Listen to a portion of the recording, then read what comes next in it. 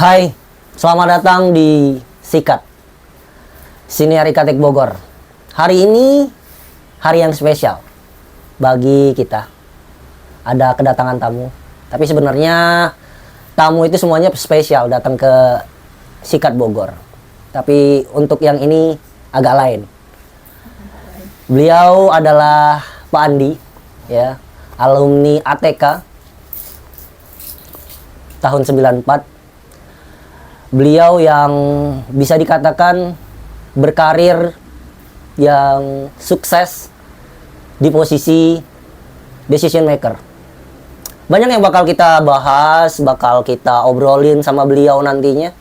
Tapi selamat datang dulu, Pak Andi. Terima kasih undangannya. Iya. Dan juga saya ditemenin teman-teman saya, ada Mbak Widya, ada Mas Dadi. Jadi kita di sini bakal ngobrol banyak nih, Pak. Entah itu Indonesia mungkin dengan pandangan Bapak yang di posisi Bapak sekarang kayak gitu. Dan industri sekarang Ikatek. Tapi saya pengen mulai dari satu. Kok bisa sih, Pak? Kok bisa? Ngapain sih? Pengalamannya apa? Gitu loh. Kok bisa gitu kan? Pertanyaan kita tuh sangat besar tuh. Kok bisa ya? Alumni ATK. Iya. Bisa di posisi itu. Boleh dong dikit. Oke, langsung nih ya berarti. Wah, Pertanyaan langsung tajam nih. Kan tadi udah ini Pak dibilang Agak lain ya. Oke. Jadi saya juga sebuah perjuangan itu pasti punya yang namanya impian. Kan.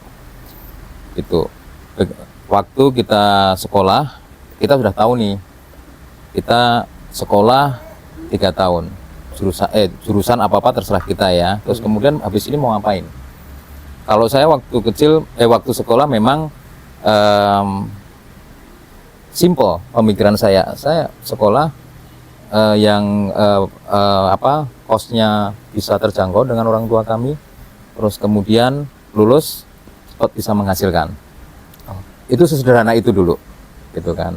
Begitu kita masuk, kita melihat prospeknya, kita bergaul, kita melihat dunia luar, terutama di Jogja dan lain-lain sebagainya, lulus.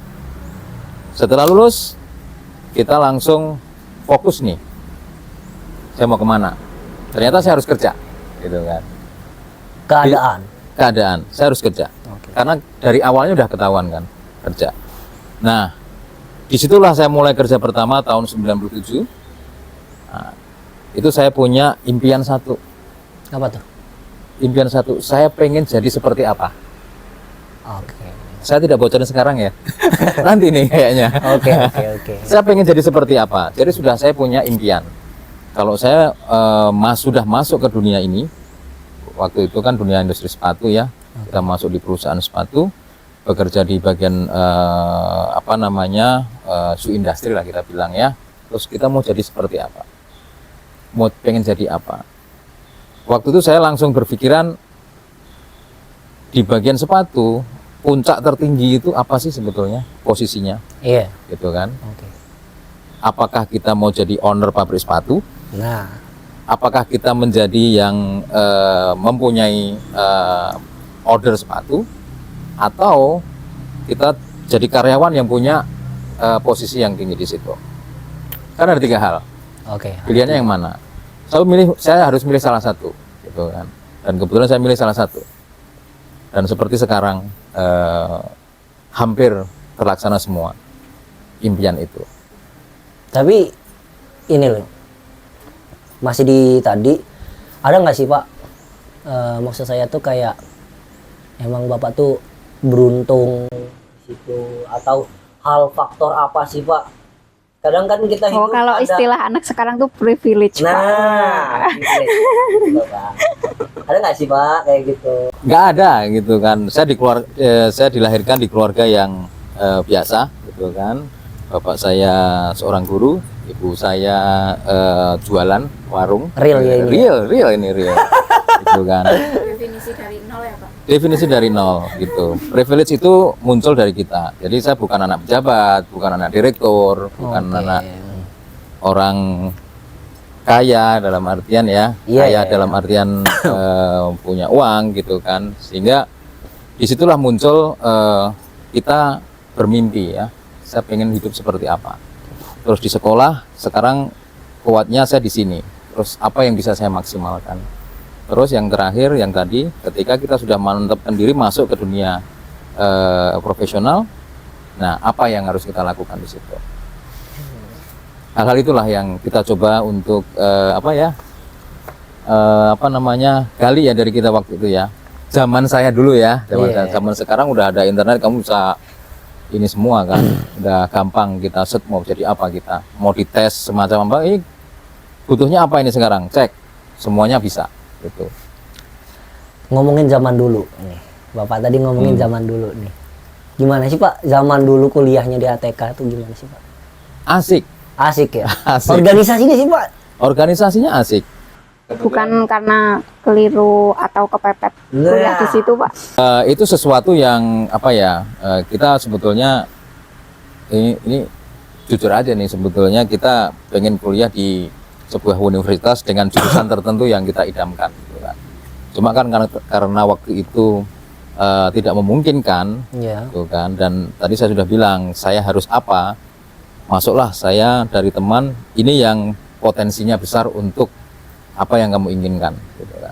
Ya kita masuk, bismillah, walaupun itu nilainya kepepet lah, keblusuk lah, apa dan sebagainya, itu oke lah, itu cerita lama ya. Ketika masuk kita harus benar-benar fokus di situ. Boleh dicek IP saya berapa gitu kan. Nah, berarti kita bisa menunjukkan keseriusan kita. Gimana kita harus tetap belajar, kita mencoba untuk melihat impian kita bisa nggak dengan jalur ini. Pandi dulu jurusan TPK ya berarti? Iya. TPP? Iya, sepatu desain ya berarti? Iya, desain. Kalau saya kan yang proses kulit Pak, penyamakan. Iya, Pak. Ya kebetulan waktu itu banyak senior kita yang yang punya keahlian lain, sehingga waktu di luar kuliah kita dikasih materi-materi tertentu.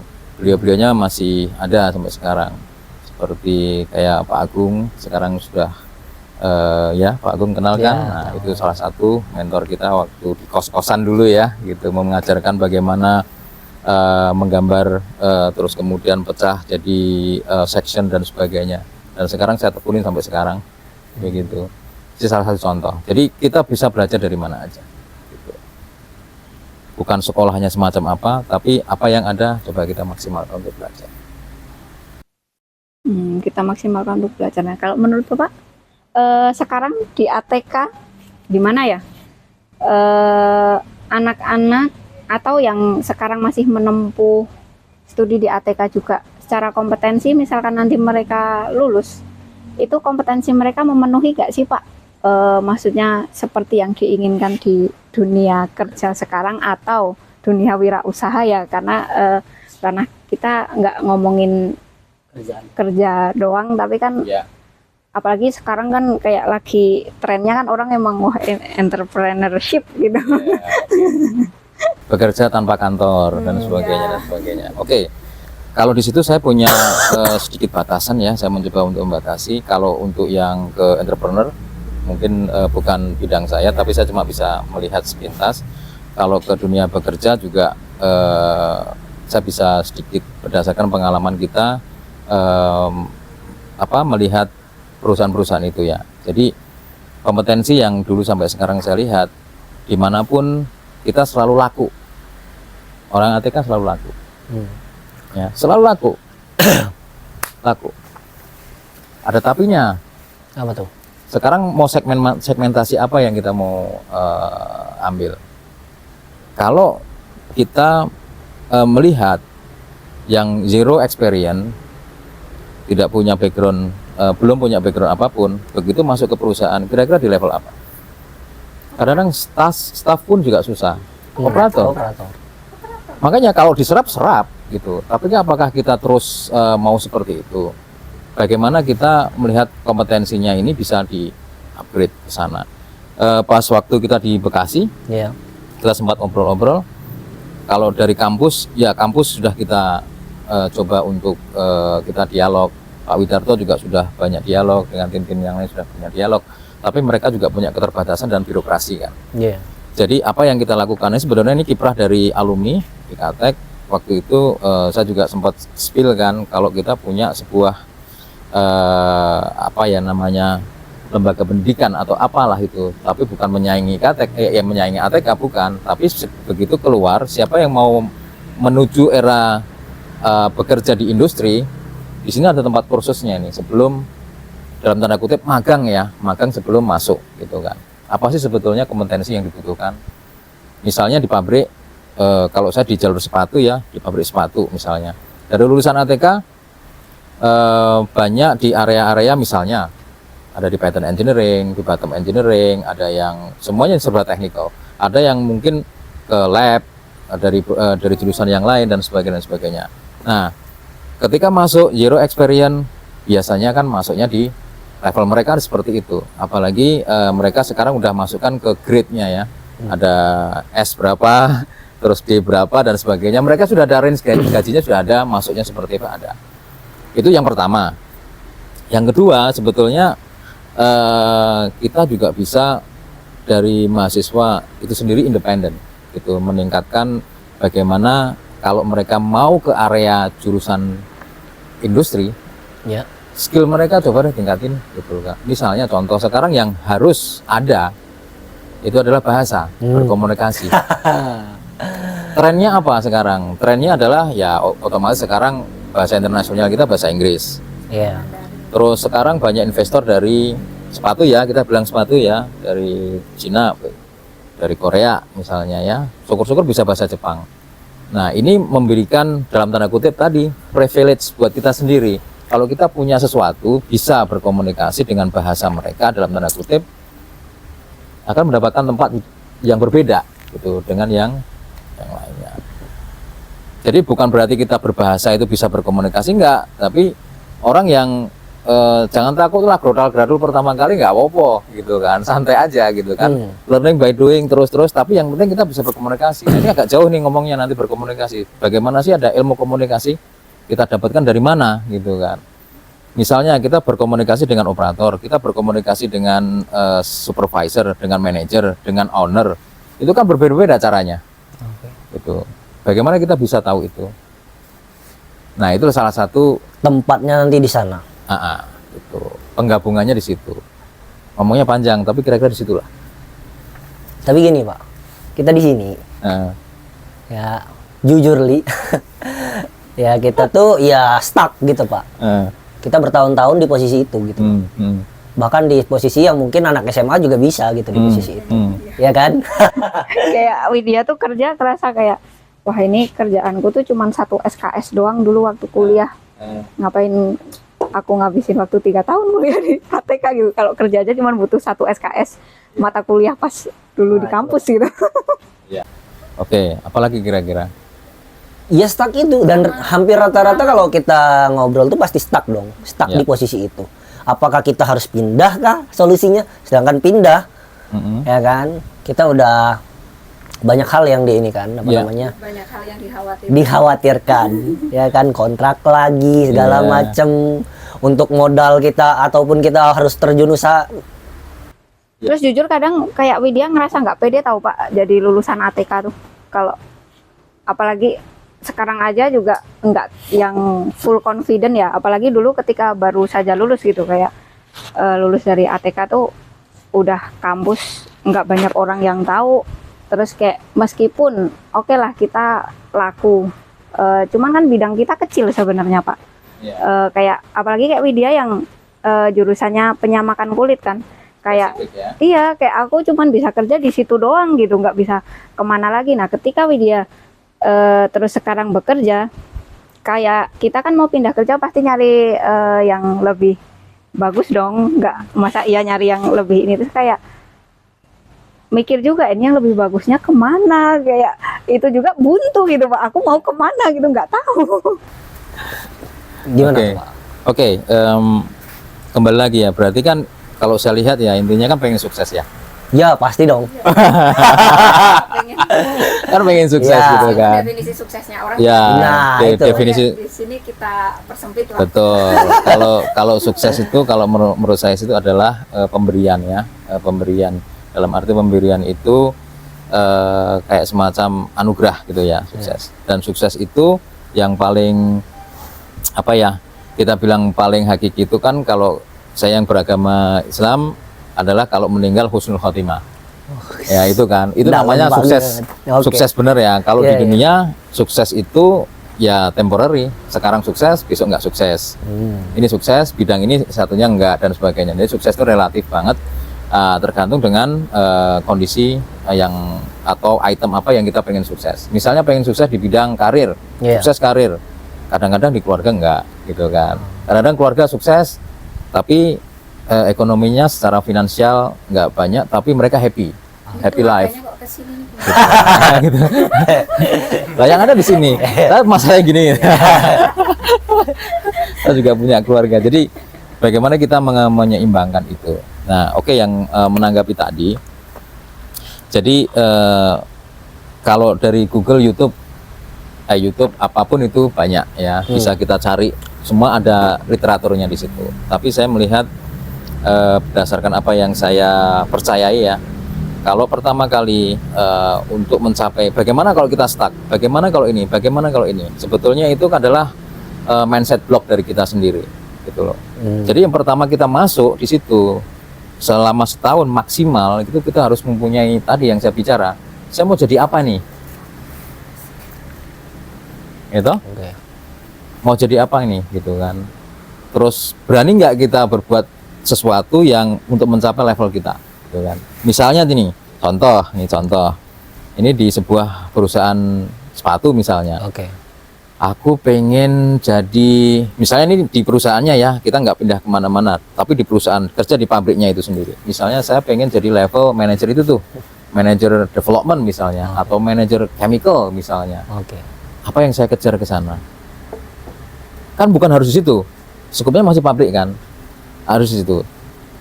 Capability apa, kompetensi apa, terus harus bagaimana dan sebagainya. Punya nggak role model? Itu. Role modelnya punya nggak? Aku pengen jadi seperti itu loh. Seperti tokohnya. Tokoh bukan harus orang yang terkenal ya. Oke, Yang oke, kita benar, kagumin benar, aja benar. di situ yang Iya, kita iya. kagumin aja. Tapi gitu. kadang ada aja sih Pak, alumni kita sama alumni tapi seniornya kayak keren nih gitu. Boleh-boleh aja siapa mengidolakan. Yang penting di situ kita punya tujuan kan. Aku pengen seperti itu, gitu kan. Nah setelah itu baru ilmunya kan biasa, mencapainya bagaimana, gitu kan. Di sini nggak bisa aku mencapai level itu, harus pindah. Terus misalnya oke, saya bisa ini, tapi saya butuh kompetensi lain. Apa? Ternyata saya harus mahir dalam berbahasa Inggris. Ya udah, kursus bahasa Inggris. Nggak usah kursus tempat kursus, sekarang dari YouTube, dari apa banyak. Setuju Pak, setuju. Online. Tapi kadang kita tuh mentoknya gini Pak, kita ketemunya sama orang yang negara luar. Ya kayak pasti yang kebanyakan tuh India ya ngambilnya orang-orang penyamakan tuh. Ya. Maksud aku dan di semua yang kadang aku tonton juga di semua sektor industri, aku kan bukan hanya melihat industri penyamakan dong, melihat dan menonton ini semua industri itu mengatakan kalau India itu malah lebih jago gitu loh.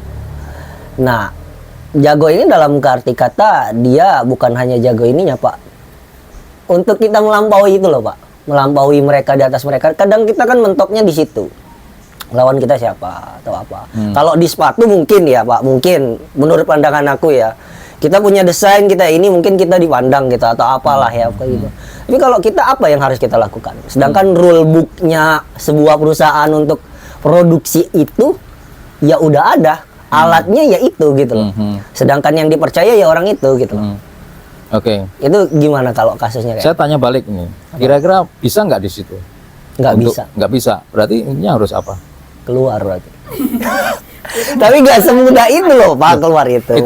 Kita ngomong keluar tuh oke Pak. tapi takut ya gitu kan. Iya, Kita harus itu berani berani. make decision Nah, gitu loh. beraninya itu. Apalagi sorry. Nah, apalagi kalau kita pindah tapi tetap sama gitu loh. Gimana tuh Pak? Oke, Ketakutan kita pada itu kan. pindah tetap sama. Dalam arti sama itu apanya? Posisinya dong. Posisinya sama, tapi potensi untuk naik bagaimana? Oh, oke.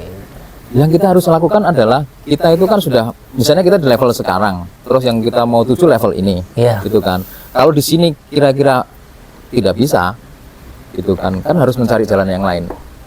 Jalan yang lain itu kalau di dalam tidak bisa kita meningkatkan kompetensi kita, terus kemudian memakai cara-cara langit misalnya ya dengan berdoa yang banyak, terus kemudian kita harus cerdik dan cermat, Oke. gitu kan, melihat peluang di situ dengan cara yang baik, gitu kan ya. Iya. Itu pasti ada jalan. Tapi kalau memang perlu waktu yang lama dan kayaknya saya harus mencapai level itu harus 10 tahun misalnya. Iya.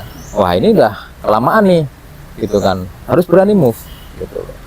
Move dalam artian move mindsetnya atau pindah haluan pemikirannya, targetnya atau yang lain lagi, gitu kan. Jadi kita jangan sampai 2 tahun ya maksimal ya, itu stuck. Misalnya udah posisi sekarang, 2 tahun. dalam 2 tahun kita harus bisa ingat ya, karena begini prinsip profesional itu nanti kalau ini salah saya mohon maaf, ini prinsip kita yang sederhana. Setahun itu adalah learning, yang kedua yang 1 tahun berikutnya adalah pengabdian. Pengabdian ini dalam artian kita berkontribusi profesional ke company atau perusahaan itu ya. Yang tahun ketiga kita harus mikir, gitu kan, kita bisa learning lain nggak di next stepnya, atau kita tetap melakukan hal yang sama, kontribusi dengan hal yang sama, akan continue itu. Itu normalnya begitu. Makanya kalau CV jangan sampai setahun pindah jangan, itu akan dinilai jelek CV-mu. Jadi pasti minimal itu 2 tahun, karena 2 tahun itu sederhana banget. 1 tahun belajar, 1 tahun pengabdian, nah setelah itu monggo, itu Pak Bu namanya ya. Iya, ya. Tapi kalau 3 tahun ya perusahaan dapat benefit, pekerja lebih lama, memberikan kontribusi lebih dan sebagainya. Penghargaannya juga akan lebih. Perlu kuliah lagi nggak, Pak? Begini, kalau tergantung kita mau pengen seperti apa. Kalau kondisi keuangan memungkinkan, waktu memungkinkan, why not? Why not? Why not? Gitu kan? Kalau semuanya memungkinkan, why not? Dan yang satu lagi, masih muda. Walaupun yang sudah berumur juga boleh, tapi kan nanti beda ininya, orientasinya beda. Satu, kalau sekolah lagi ada membuka wawasan, Iya. membuka network baru, Iya. membuka mindset baru, gitu kan, dengan ilmu-ilmu yang ada, gitu kan. Nah, itu bagus banget, gitu kan. Tapi kalau semuanya tidak memungkinkan, waktunya susah, terus kemudian bukan susah ya, waktunya kayaknya nggak memungkinkan, terus kemudian biaya juga, aduh, gitu kan, dan sebagainya. Apa yang kita bisa lakukan? Ya belajar di alam. Tuhan menciptakan alam ini gede banget, gitu. Kita jangan terkotak dengan sebuah universitas 1, universitas 2, kita harus di sana enggak. Alam ini menyediakan semuanya untuk kita belajar.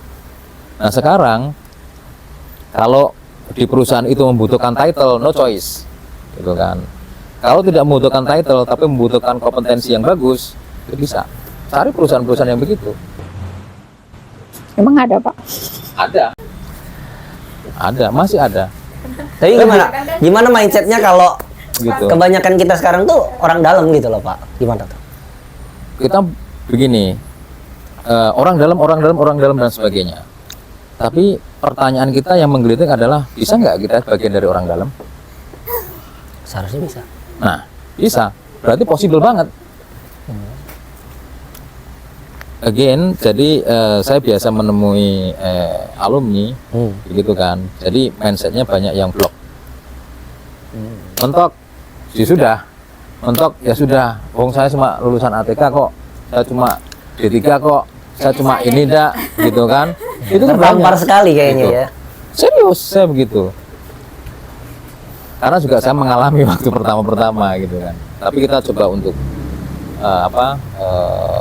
berpikir berbeda. Menurut saya sih itu. Dikit contoh deh, Pak.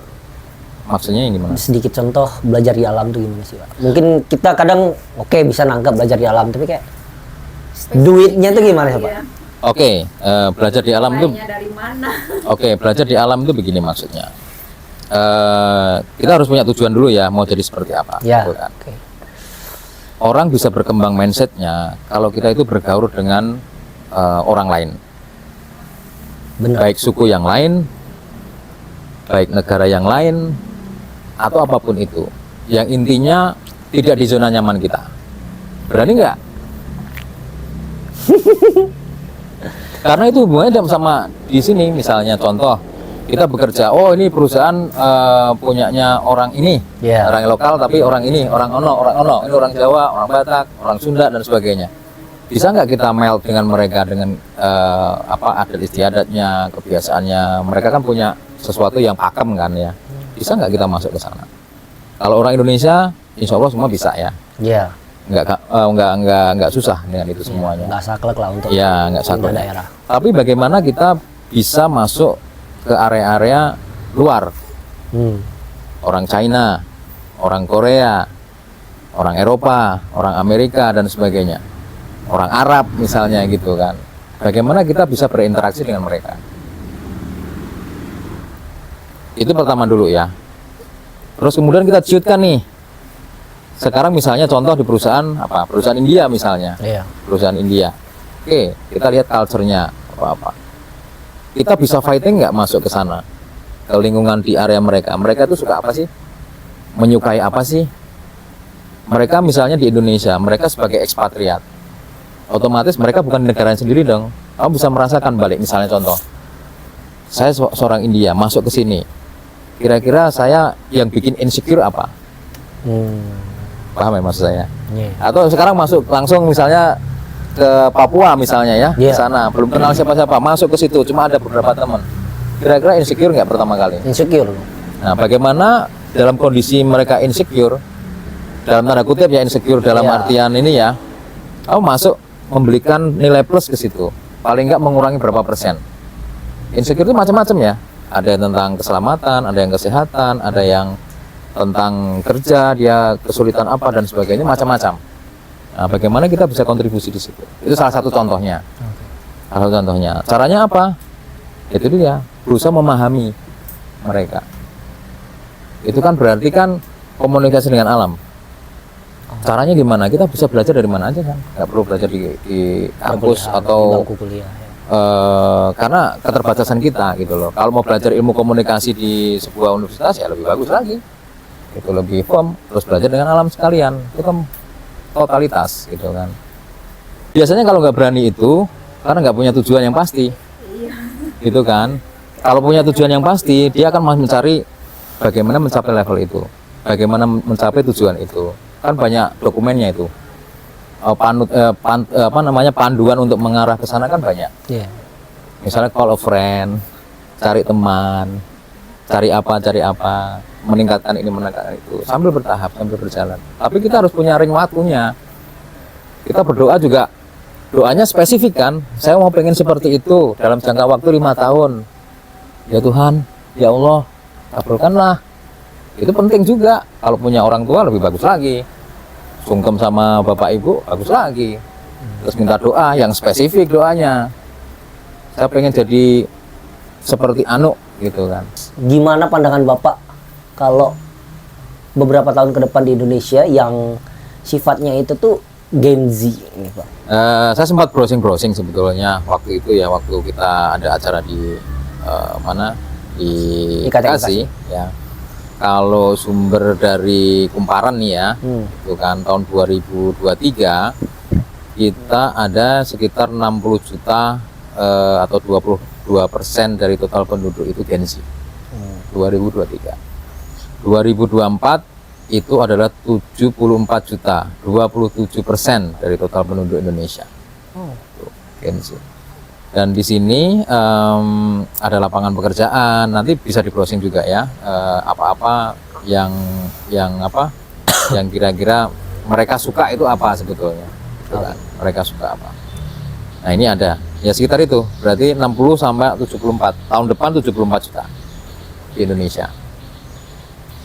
Nah dengan progresnya seperti itu berarti kan kalau kita melihat Gen Z sekarang, kita bisa lihat lah ya sesuatu yang sekarang terjadi gimana, bagaimana mereka istilahnya pintarnya, Iya. cepatnya dan semuanya itu tidak terlepas dengan teknologi yang sekarang ada, dengan kecepatan informasi yang sekarang ada juga, gitu kan. Itu membentuk karakter yang semua seluruh dunia hampir sama.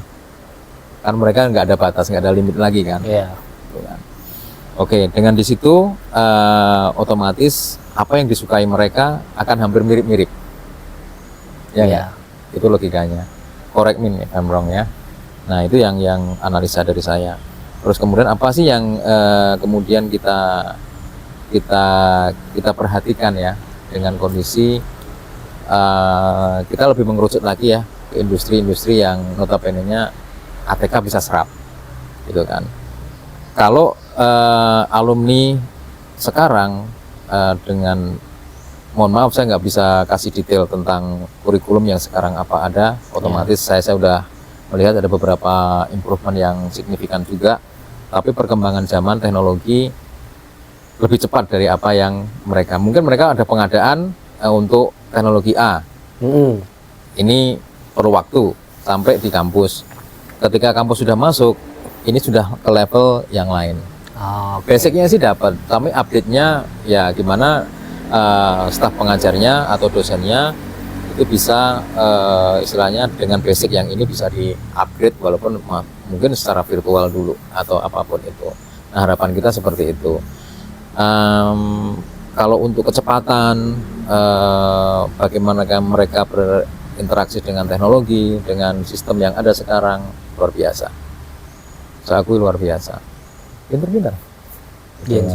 Tapi Pak, kan banyak nih isu-isu dari Gen Z. Oke lah, dia pintar dalam hal akademisnya, tapi untuk kebanyakan yang dibicarakan tuh untuk attitude-nya tuh kurang gitu Pak. Itu tanggapannya gimana Pak? Itu itu bagian daripada kalau misalnya Gen Z yang sekarang mungkin dipuja, itu pasti kan ada sesuatu yang pasti orang nggak mungkin akan puja 100% ya. Ada hatersnya juga gitu loh. Kalau saya anggap begini, kalau saya anggap bahwa Gen Z itu sesuatu, Tuhan menciptakan Gen Z, menciptakan semua itu pasti ada kelebihannya dan ada kekurangannya. Nah, kalau kekurangan itu bukan berarti attitude itu tidak bisa diperbaiki ya, tergantung sekarang kembali lagi ya kita ke mulai dari rumah, dari mulai pergaulan, dari mulai ini kita yang bisa dari individu kita sendiri. Kalau kita punya keluarga ya kita secure keluarga kita sendiri sampai ke sana. Ya kita mulai dari situlah ya, gitu kan. Nggak semuanya sih ya, karena Gen Z yang attitude baik juga masih banyak, itu masih banyak. Jadi terekspos begitu ya monggo-monggo aja. Tapi kalau saya selalu berkeyakinan plus minus itu pasti ada. Yang baik, yang buruk itu pasti akan berdampingan terus sampai kapanpun. Tapi kalau dilihat mayoritas di mana attitude seperti apa? Karena begini, yang memandang misalnya seperti saya di Gen X saya ya, termasuk ya. Usia saya udah tahu kan, Gen X. Kemudian milenial di bawahnya. Lah mungkin milenial Gen Z masih biasa. Tapi kalau Gen X misalnya apa baby boomers di atas saya, melihatnya anak ini bener-beneran nggak tahu aturan, itu memang biasa. Karena apa? Generasi ini udah jauh berbeda. Apalagi dulu kalau zaman saya mungkin 5 tahun, 10 tahun baru ada perubahan yang signifikan ya. Tapi sekarang setahun aja udah kita nggak lihat apa perkembangannya udah kemana? Zamannya udah berubah banget. Berubah banget, ketinggalan banget. Nah, yang dimaksudkan dengan attitude-nya nggak baik itu di mana? Mungkin sopan santun atau apa? Nah, sopan santun menurut siapa ini? Menurut baby boomers atau menurut generasi X atau generasi milenial ya, gitu pandangannya gitu. Ya sebetulnya kalau mohon maaf ya kalau saya pribadi kan kita punya kitab ya. Itu masing-masing agama punya kitab. Kita kembali ke kitab aja. Kira-kira itu oke nggak secara sosial gitu kan? Otomatis di kitab itu juga mengajarkan bahwa didiklah anak kita sesuai dengan zamannya. Nah, kalau zamannya sekarang zaman Gen Z misalnya ya, nah, zaman sekarang terus kita mengajarkan mereka sesuai dengan paradigma yang cara-cara yang lama mungkin nggak akan masuk ya. Mereka suka apa sih? Suka teknologi, digital, semua serba cepat ya. Kita sebagai yang memberikan arahan atau guidance ya kita harus paling enggak mempunyai pemikiran yang hampir mirip gitu kan. Sehingga mungkin akan ada sinergi ya. saya yakin anak-anak itu masih Gen Z masih bisa dibentuk gitu kan, karena mereka memang benar-benar eksplor besar banget, sehingga mungkin yang lain ketinggalan, sehingga wah gak ada attitude-nya tuh, nyanyi sana, apalagi banyak ya, mungkin begitu ya. Tapi kalau bagi pandangan saya agak sedikit berbeda. Mohon maaf kalau ada yang nggak setuju, tapi kalau menurut saya sih pasti banyak positifnya, karena alhamdulillah saya juga pernah mempunyai partner atau kerja yang dengan Gen Z misalnya ya, anak saya juga Gen Z gitu kan, jadi kita harus dealing dengan mereka itu seperti apa gitu kan. Misalnya nggak bisa dikeras, oke, dalam posisi apa? Oh, posisi ini nggak bisa dikeras, tapi kan ada manusia kan punya struktur tersendiri dari emosional apa, kita bisa pelajarin gitulah, bagaimana cara kita memberikan waktunya di mana dan sebagainya, itu ada ilmunya. Jadi bukan hanya anaknya dipaksa, tapi kitanya sendiri juga harus memaksa untuk mengerti mereka di generasi apa dan apa sih yang membuat mereka itu ikut. Kan tadi kita udah bahas banyak, tapi kok bisa sih Pak mau jadi pengurus Ikatek? Wah, Kenapa tuh? ini Kepikiran jadi pengurus Ikatek tuh gimana tuh?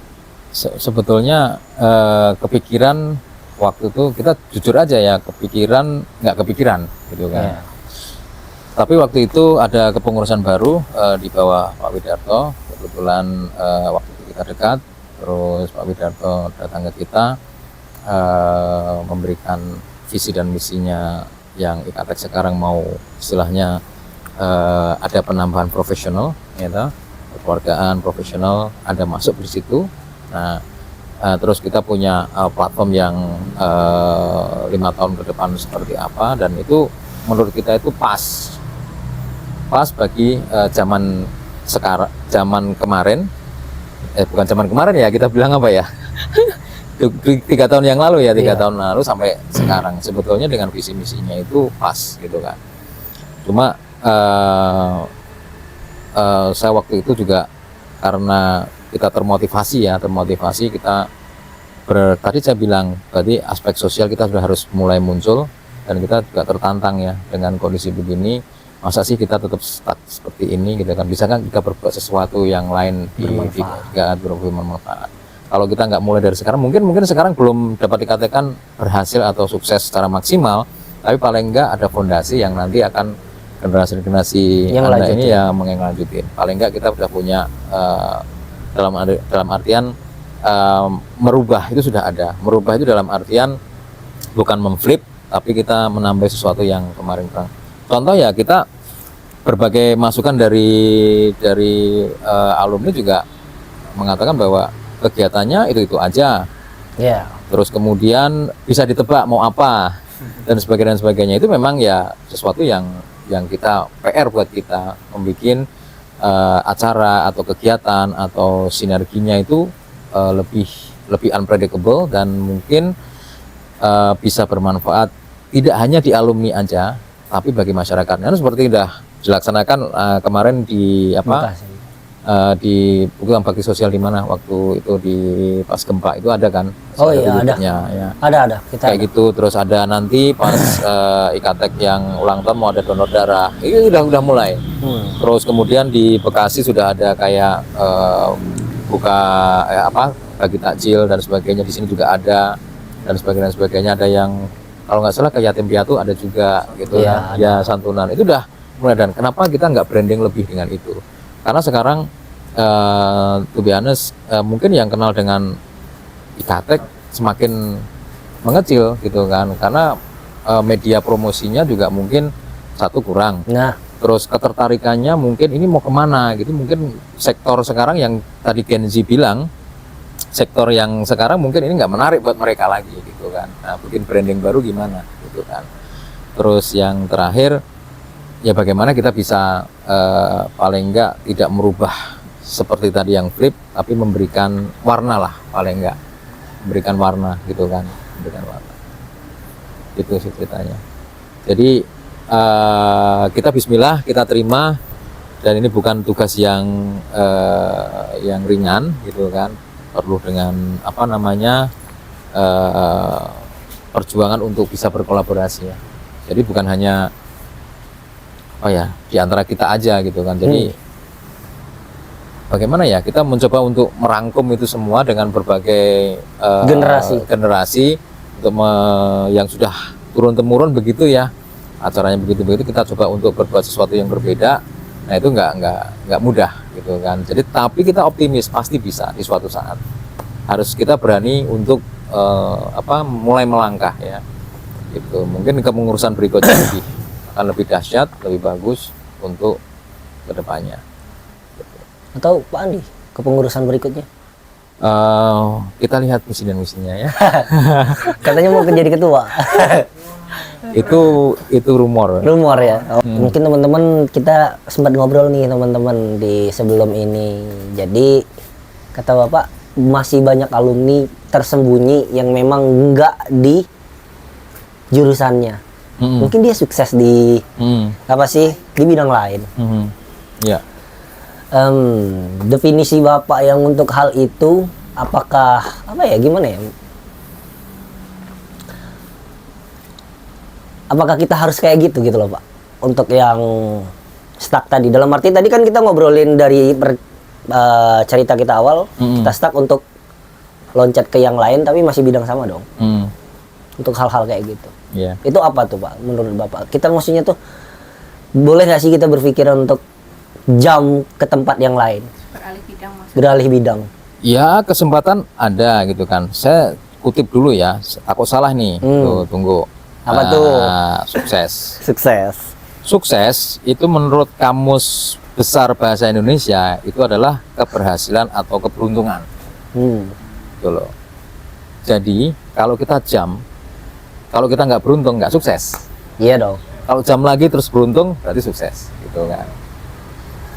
Jadi di sini ada keberhasilan atau keberuntungan, itu artinya bagaimana, gitu kan. Jadi kita mencari keberhasilan, tapi itu ada keberuntungan juga, gitu kan. Sukses.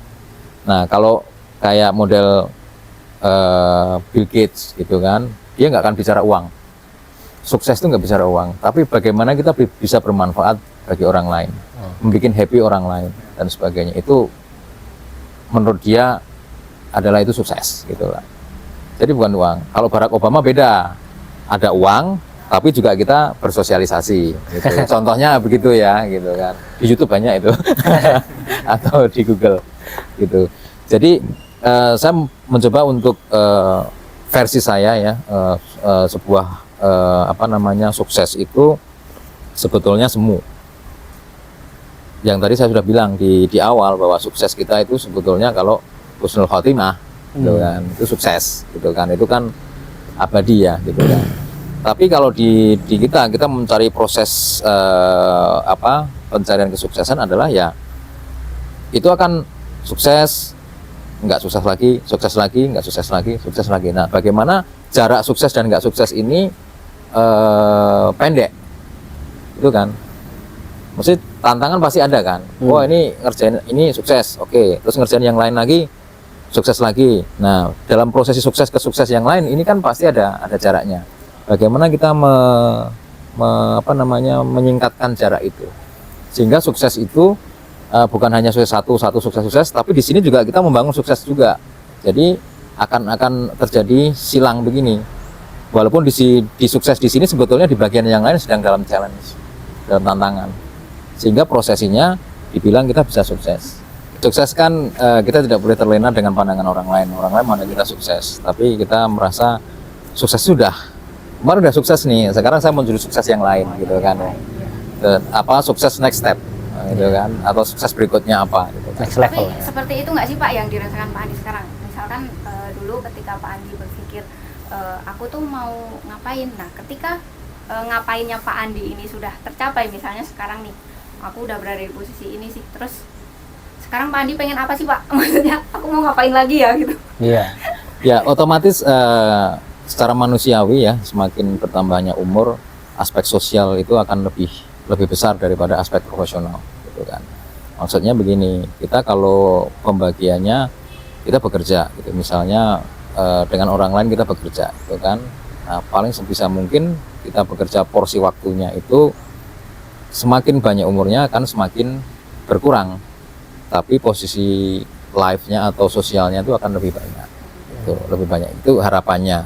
Itu kan cita-cita ya, tapi ya orang juga ada yang terbalik, ada yang bisa 50-50, ada yang bisa memanage semua, ya tergantung orangnya masing-masing. Kalau bertanya ke saya pengennya seperti itu. Jadi semakin bertambahnya ke sana, jadi porsinya misalnya sekarang anggap aja umur 50 tahun, ya kita 50-50 lah gitu kan. 51, 52 berarti kan ke sosialnya harus lebih banyak. Sosial itu maksudnya ya juga dalam posisi religiusnya, terus bermasyarakatnya, terus kontribusinya kepada yang sesuatu yang bikin tadi, membuat kita bahagia dan sebagainya gitu kan. Itu kan bagian dari sukses juga kalau menurut Bill Gates, ya enggak? Kita bisa bermanfaat bagi orang lain. Kalau Nabi kita ya rahmatan lil alamin, itu memang luar biasa, panduannya kan di situ gitu kan.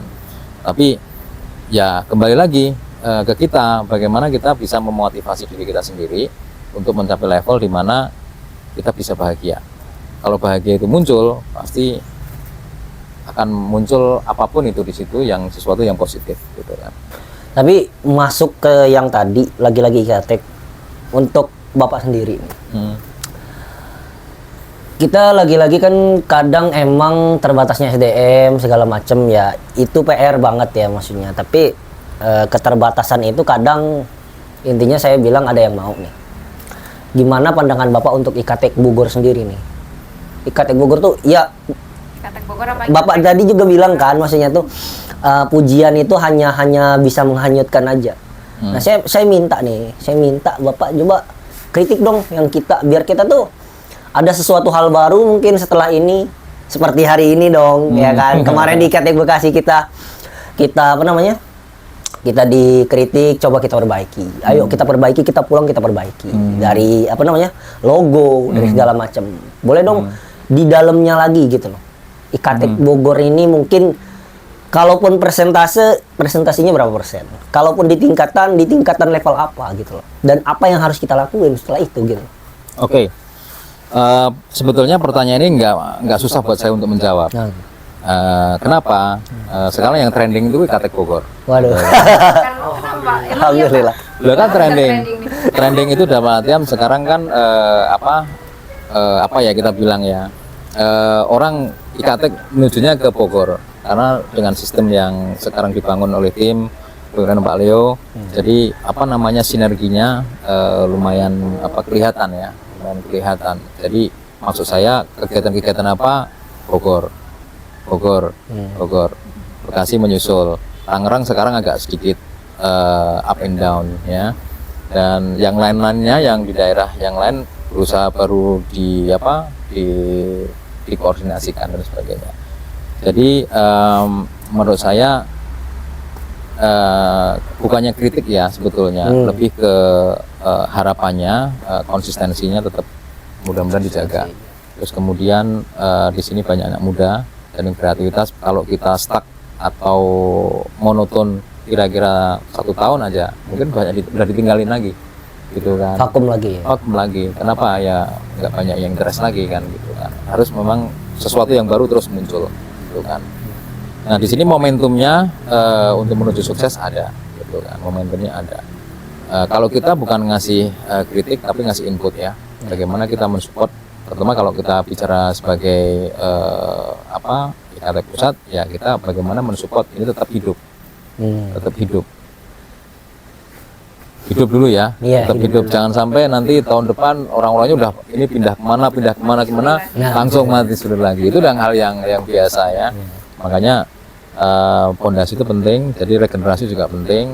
Tapi kita nggak bisa prediksi sekarang, gitu kan. Tapi yang jelas sekarang platformnya sudah bagus.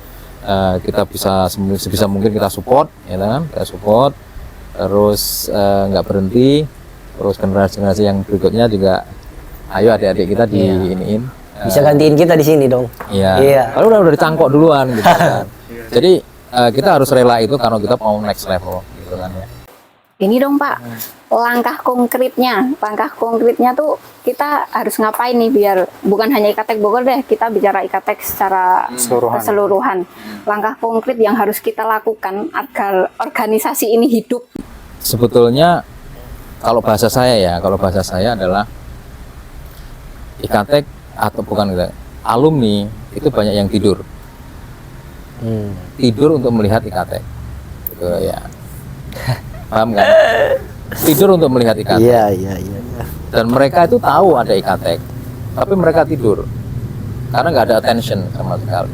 Bukan mereka nggak peduli, nggak gitu kan. Mereka sebetulnya sekarang menunggu IKTek punya apa ini yang mereka bisa masuk gitu kan. Makanya sekarang visi misinya jelas. Sekarang ada kekeluargaan, sosial, sama profesional. Kita tambahin profesional sehingga orang-orang yang profesional bisa masuk ke dalam di sini juga. Jadi kegiatannya kita tingkatkan lebih ke profesional. Profesional itu dalam artian mungkin ada perniagaan, ada sesuatu yang bisa menghasilkan sesuatu gitu kan. Walaupun itu benefit upgrading sumber daya manusia atau itu berwujud nanti ada finansial atau value di situ dan sebagainya. Jadi arahnya ke sana gitu kan. Tapi ya itu tadi terutama ini juga buat saya sendiri juga ya, bagaimana kita bisa berkontribusi lebih ke dalam secara aktual ya, karena dengan mungkin kan alasannya wah ini sibuk lah apalah dan sebagainya. Iya. Tapi itu sebuah alasan yang klasik menurut saya ya, klasik. Kenapa? Sesibuk apapun kalau sesuatu yang menarik pasti akan mereka sisihkan waktu gitu kan. 4L Pak, Iya. lu lagi gitu. Iya gitu. Loh, tapi kan mungkin emang karena bagi beberapa orang ini kurang menarik Pak. Jadi kan kita juga yang harus membuat supaya ini menarik gitu loh. Betul. Jadi saya senang ini dengan kata-kata kita kurang menarik itu kan. Jadi kan berarti kan udah merasa kan. Nah, sekarang banyak yang nggak merasa gitu loh. Jadi pernah kita ngobrol-ngobrol tentang branding, tentang IKTek, bagaimana kita branding IKTek lebih luas lagi. Sekarang eranya media sosial kan, bagaimana kita branding itu semuanya. Again, kita perlu bensin yang cukup untuk membiayai itu semuanya. Jadi sebetulnya kita pengen mengetuk nih yang hidden para alumni yang sebetulnya kuat ya untuk bisa membantu itu untuk masuk. Nah, tugasnya yang di dalam adalah bagaimana menciptakan atau membuat platform atau apa ya nama kita bilang, kalau proposal udah biasa ya, kegiatan-kegiatan yang menggugah mereka yang sedang tidur gitu kan, apa rep ya gitu, oh ngerti oh pada apa sih, oh ya itu sama aja sama tahun kemarin sama gitu kan, oh ya udah ada bedanya sekarang Bogor hadir loh gitu kan, dia bikin podcast loh apalah gitu dan sebagainya. Itu sesuatu yang sudah membuat sedikit menggugah gitu kan. Saya sendiri juga termasuk yang tergugah dengan Bogor ya gitu kan. Makanya waktu itu kan pertama kali kita adakan halal bihalal langsung di Bogor kan waktu itu, ingat nggak? Saya juga baru-barunya saya nggak tahu ini siapa dan sebagainya, kita langsung seger. Akhirnya ya alhamdulillah kita sukses. Itu salah satu contoh ya. Nah, kita pengen naikkan ke level berikutnya. Otomatis nanti kita akan koordinasi dengan ketua bidang yang lain, dengan ketua umum, dengan Bu Sekjen, Bu Aini ya. Bagaimana kita bisa sinergi itu. Tapi sekali lagi kalau dari pendapat saya pribadi, pilot untuk menuju ke rumah singgah tadi itu harus dimulai gitu loh. Tidak harus IKTek pusat yang berinisiatif pertama kali gitu kan. Ada misalnya korwil yang berinisiatif walaupun kecil dan sebagainya, kita masukin, kita lihat platformnya, kita bisa lihat progresnya, kemudian kita bisa akuisisi gitu loh. Akuisisi itu maksudnya dinaikkan tingkatnya, walaupun di sini tetap ada, tapi kita bikin lagi di tempat yang lain dengan skema yang hampir mirip tergantung daerahnya. Gitu kan. Nah pertanyaannya adalah cukupkah sumber daya manusia kita untuk itu? Ada banyak lulusan kita tersebar di mana-mana dan berbagai macam profesi dan itu cukup. Gitu loh. Tapi bagaimana ada orang satu atau dua atau tiga atau sebuah tim yang benar-benar independen dan bisa mengelola kekuatan yang tersembunyi di alumni. Nah mereka nggak bisa nyambi ini biasanya, mereka harus profesional juga. Nah untuk menjaga mereka bisa profesional dengan apa?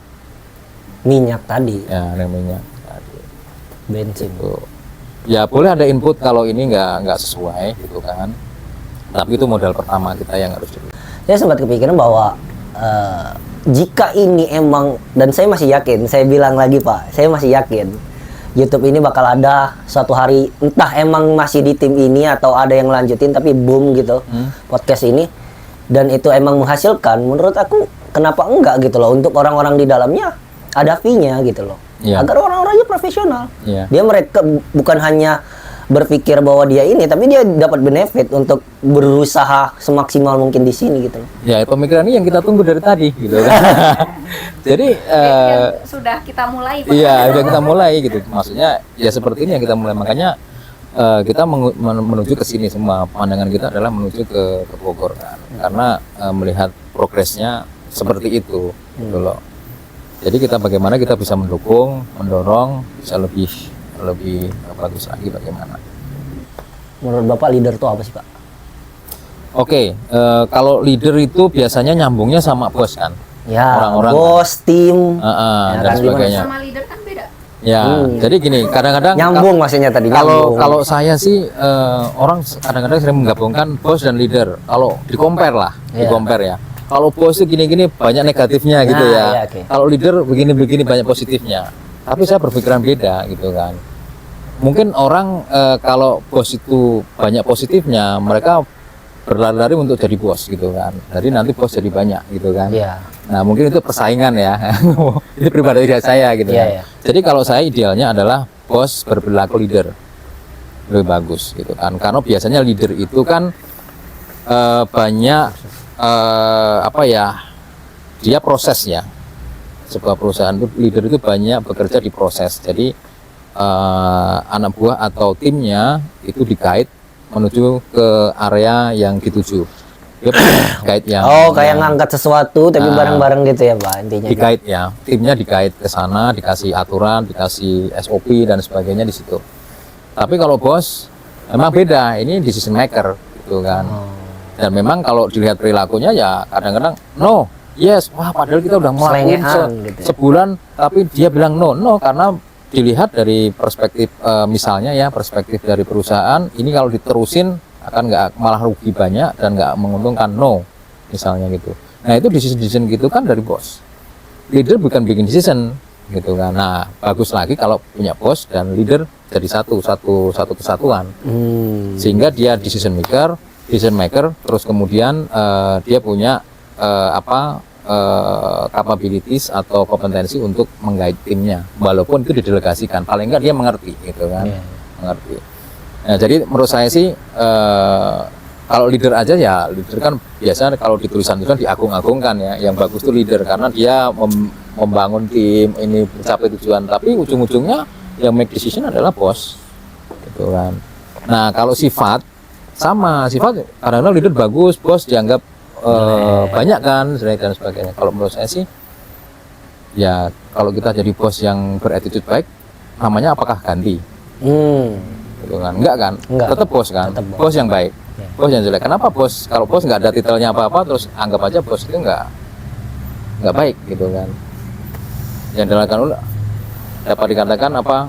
Kalau perilaku bos itu wah bosi banget gini-gini dan sebagainya gitu kan? Bener nggak?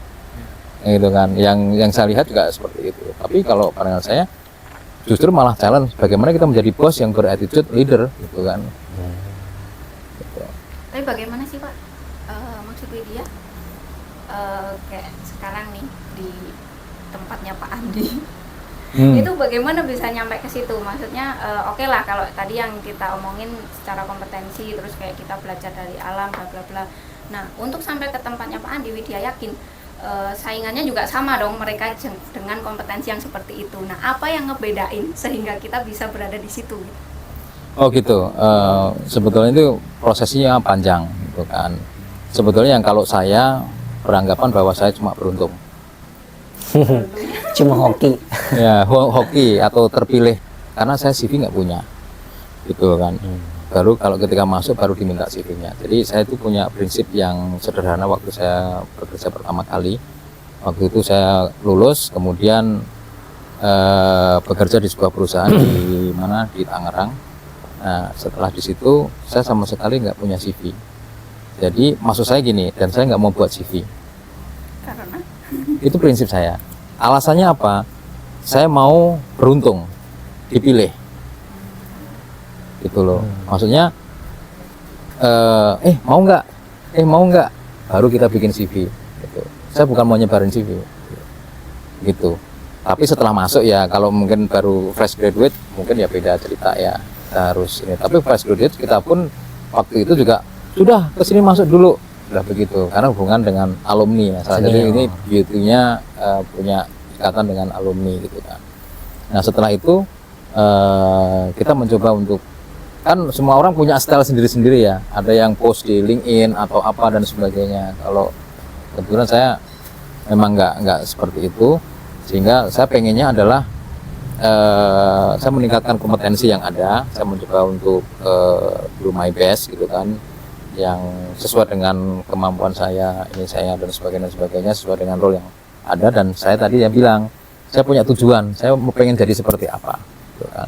Nah untuk mencapai itu saya harus apa nih gitu kan, karena dunia sepatu, contohnya ya, dunia sepatu itu sempit, kecil, bukan sempit ya, kecil gitu kan. Misalnya you berbuat A, di sono dengar A, gitu. Berbuat J, di sana dengar B, gitu kan. Nah, bagaimana kompetensi kita pertama gitu adalah branding diri kita, bahwa kita itu seperti apa ya? Kalau sebuah perusahaan yang saya ini punya 3 hal ya, yang kita branding diri kita sendiri. Yang pertama, kita punya integritas. Integritas itu kan termasuk kejujuran ya, kejujuran, terus kemudian tanggung jawab. Di situ, di tanggung jawab itu kan ada yang melakukan hal-hal yang positif apa dan sebagainya, walaupun itu manusia ya, nggak sempurna, tapi integritas itu nomor 1. Yang kedua itu apa ya, kita bilang kita bisa bekerja sama. Kita dalam bekerja itu profesional, harus supel. Dengan siapapun harus kita bisa bekerja sama, gitu kan. Bekerja sama bukan berarti dengan orang luar ya kita bisa bekerja sama. Nah, bisa bekerja sama ini gimana caranya? Kan butuh kompetensi. Apa sih? 1, bisa berbahasa mereka juga bisa berbahasa kita. 1. Yang kedua, mindset kita. Apakah nyambung apa enggak? Kalau nggak nyambung ya sekarang ngomong, besok nggak nyambung lagi gitu kan. Nah itu kan. Nah, ada 2 nih. Yang ketiga apa? Ntar ngeblank. Ya, integritas, teamwork. Ya, yang ketiga ini adalah bagaimana kita customer satisfaction. Customer satisfaction itu kalau dari bahasa yang kita hubungkan dengan sekarang, misalnya nih contoh, punya tanggung jawab di perusahaan. Customernya, hasilnya yang dari analisa hasil dari sini dipakai oleh siapa saja. Dipakai A, misalnya dipakai sana. Oke. Yang ketiga bagian ini dipastikan bahwa mereka puas dengan kerja Anda. Itu kan customer. Gitu. Apakah bos Anda? Ya udah, mungkin bos Anda happy nggak dengan apa yang dilakukan. Jadi kita merasa bahwa kita harus, ini nggak cocok, berarti harus apa. Jadi 3 hal ini yang menurut saya sih bisa menuntut kita untuk kompetensi kita bisa naik untuk mencapai level itu. Jadi kalau saya ingat waktu di Tangerang, saya bilang elokkan dirimu sendiri, gitu kan. Shine yourself, gitu kan. Ya nggak. Kalau walaupun ditaruh dimanapun kelihatan aja, wah itu cocok itu cocok itu. Nah, cari pasti, gitu kan. Gitu. Aku butuh orang yang speknya A, B, C, D, E. Apa ya? Sekarang susah nyari karena nggak terpost ya, nggak ada link yang bagus. Dan beberapa aja masih ada. Oh itu gitu. Pasti. Nah, contohnya seperti itu ya. Kita mulai dari grade-grade-nya begitu. Saya terima kasih banget sama Pak Andi yang jauh-jauh ya kan, bahkan sampai menginap ya, mungkin menginap tujuannya beda lagi ya maksudnya, tapi kita thanks banget Pak.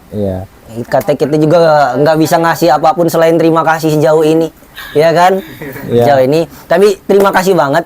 Kita teman-teman pengen kenalin, ini ada sikat, ya mungkin ada revisi sedikit nanti, tapi nanti dari maskot yang sudah kita ibaratnya tuh kita launching dan memang sudah disepakati nantinya ya teman-teman, ini nanti akan jadi logo Ikatek yang baru, sikat yang baru, logo sikat yang baru. Semoga nantinya ini bukan hanya sekedar logo, tapi membawa keberuntungan untuk kita semua. Amin. Amin. Oke, ini ada sedikit pemberian, mungkin bisa dari Mas Rengko, sedikit iya. apa ya? Ya sedikit lah. Cendera mata gitu. Ya. Ya. Oh, Nggak duduk apa-apa, aja, duduk aja. duduk aja begini. Ya. Ini harus saya buka karena ini masuk sosial media bahaya nih Oh, dalamnya oke. apa. Ya enggak? Iya. Ini pengaruh banget ya. Pengaruh. Profesi itu. Profesi pengaruh banget. Iya. Ini kan kalau orang buka gini ini benar-benar real ya. Iya. Gitu kan. Bukan Oke. hanya udang di balik batu ya. Iya. Song. Ya, ini. Iya. Sikat ini saya tadi udah bilang di balik layar ya. Jadi ini Iya. keren banget tulisan sikatnya dengan desainnya seperti ini juga keren banget. Ya. Juga ini brandingnya juga bagus Maskot. banget. Maskotnya, Iya. maskotnya bagus banget. Ya mudah-mudahan ini Iya, bisa nanti jadi merchandise. iya. Dan sponsor masuk gitu. Amin. Amin. Oke, see you di next video Sikat Bogor.